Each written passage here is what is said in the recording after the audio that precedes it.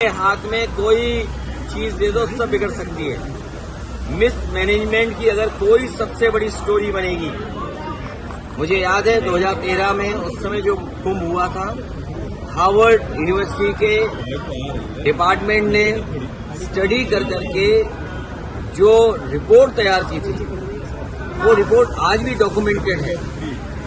उस समय इतना मिस मैनेजमेंट नहीं दिखाई दिया, कम बजट में वो हुआ था, लेकिन इन्होंने प्रचार बहुत किया, बजट ज्यादा दिया, दोनों सरकारें लग गई, उसके बावजूद भी भगदड़ में लोग मर गए, सड़कें जाम रहीं, लोगों को रात दिन गुजारना पड़ा अपनी गाड़ियों में बैठ करके, सड़कें हर तरफ दूसरे स्टेट तक ब्लॉक रहीं, ट्रेनों का जो इंतजाम करना था ट्रेन नहीं पहुंच पाई, पूरी ट्रेन नहीं चलाई, संख्या नहीं चलाई उतनी, भगदड़ मच गई, उसमें भी लोगों की जान चली गई। इस सरकार ने कुंभ के बहाने न जाने कितनों की जान ले ली है। सर, ट्रेन हादसा जो हुआ और उसके बावजूद भी ट्रेन उसके में किसी को जिम्मेदारी नहीं ठहराई गई, उल्टा जांच हो रही है। इसलिए ठहराई क्योंकि उनकी कोई तैयारी नहीं थी।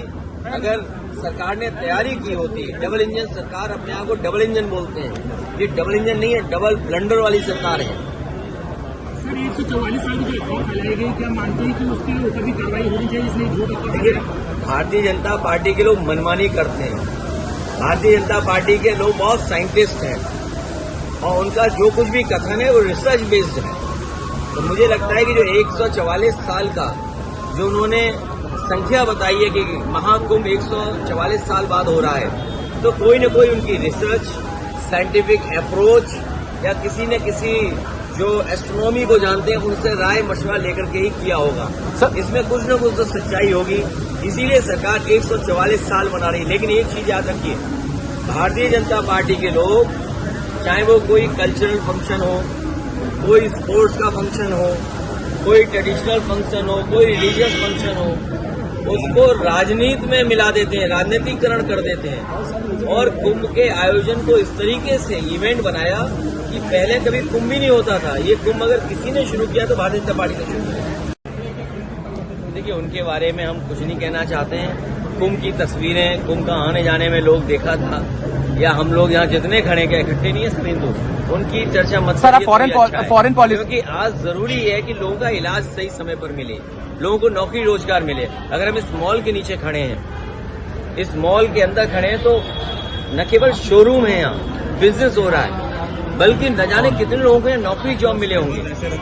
SCL बगल में है, कई हजार लोगों को, बच्चों को प्रोफेशनल अच्छे जॉब मिले हैं। कम से कम हम लोगों ने डिलीवरी बॉय नहीं बनाया, व्हाइट कॉलर जॉब SCL में दिया है, कैंसर इंस्टीट्यूट बनी है, तो जॉब पा रहे हैं लोग। ये सामने आपको बिल्डिंग दिखाई रही, जॉब पा रहे हैं वहां पर। आपका इकाना स्टेडियम है, कम से कम आप वर्ल्ड मैप पे तो दिखाई दे रहे हैं इकाना स्टेडियम के नाम पर।